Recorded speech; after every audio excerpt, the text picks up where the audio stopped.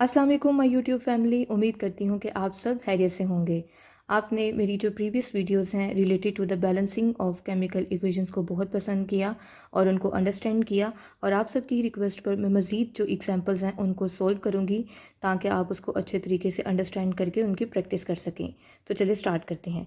यहाँ पे आपके पास है रिएक्टेंट्स, दो रिएक्टेंट्स हैं, methane and oxygen. Methane has formula CH4 and oxygen has formula O2. You have to keep it in your mind that whenever methane burns in the presence of oxygen, it produces carbon dioxide gas and water.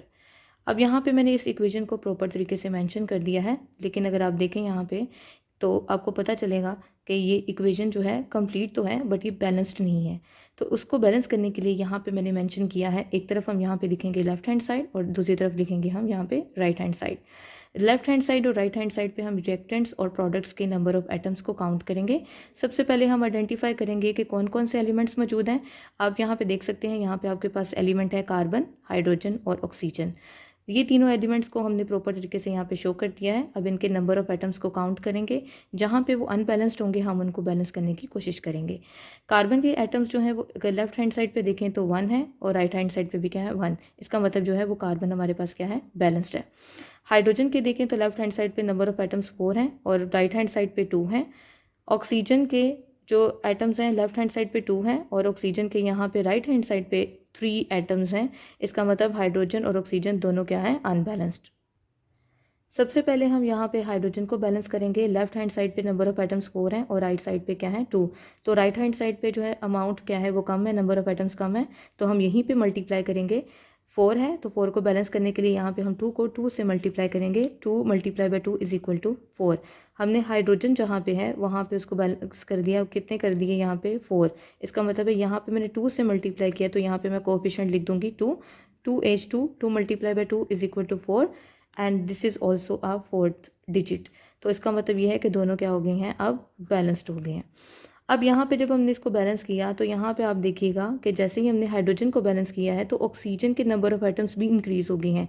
पहले oxygen के atoms यहाँ पे 3 थे, अगर हम यहाँ पे count करें अब दोबारा तो ये 2 हैं और 2 कितने हो गए यहाँ पे, अब 4 हो गए।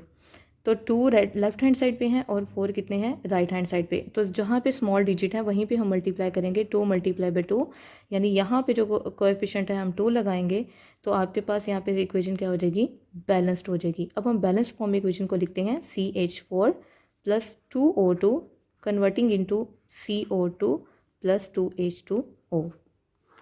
Now your equation is balanced. और अगर आपको ये वीडियो अच्छी लगे तो प्लीज़ इस चैनल को सब्सक्राइब करें, कमेंट करें और अपनी फ्रेंड्स और फैमिली को शेयर करें। चलें जी, नेक्स्ट पार्ट को सॉल्व करते हैं। The reaction between iron and sulphur. ये जब भी रिएक्शन करते हैं तो एडिशन रिएक्शन होता है और उससे एक सिंगल प्रोडक्ट बनती है, डैट इज़ आयरन सल्फाइड। चलें जी, लेफ्ट हैंड साइड पे और राइट हैंड साइड पे जो है आइडेंटिफाई करते हैं एलिमेंट्स को, और वो दो एलिमेंट्स हैं आयरन एंड सल्फर। अब इनके एटम्स को काउंट कर लेते हैं। लेफ्ट हैंड साइड पे आयरन की अमाउंट जो नंबर ऑफ एटम्स है वो 1 है और राइट हैंड साइड पे भी क्या है 1। सल्फर की भी नंबर ऑफ एटम्स राइट और लेफ्ट हैंड साइड पे दोनों सेम है, तो इसका मतलब ये है कि ऑलरेडी ये इक्वेशन क्या है, बैलेंस्ड है। Now balance the next part, the reaction between nitrogen and hydrogen. ये दोनों गैसेज जब आपस में रिएक्ट करेंगी तो एक और प्रोडक्ट बनेगी जो कि गैस है ammonia, has formula NH3। Identify करें एलिमेंट्स को, तो हमारे पास यहाँ पे दो एलिमेंट्स हैं, नाइट्रोजन और हाइड्रोजन।